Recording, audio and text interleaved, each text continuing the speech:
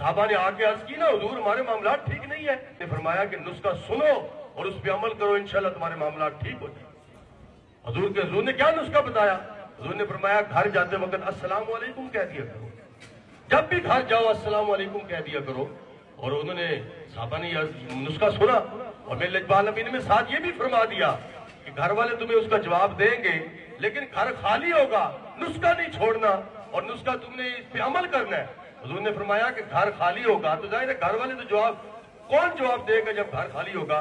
حضور نے فرمایا فسلم علیہ، مجھ پر سلام پڑھ دینا اور کہنا السلام علیکہ یا رسول اللہ.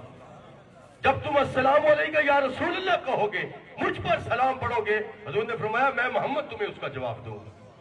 تو جب خالی گھر میں یہ کہنا السلام علیکہ یا رسول اللہ، صحابہ نے یہ نسخے پہ عمل کیا اور کچھ عرصے کے بعد، کچھ دنوں کے بعد میرے لجپال نبی نے فرمایا صحابہ تمہیں میں نے نسخہ بتایا تھا، اس پہ عمل کیا، اس کی برکت کتنی ہوئی؟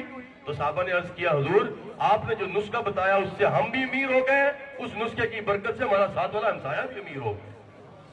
تو اس میں حدیث میں آ جائیں، دین کی طرف آئیں.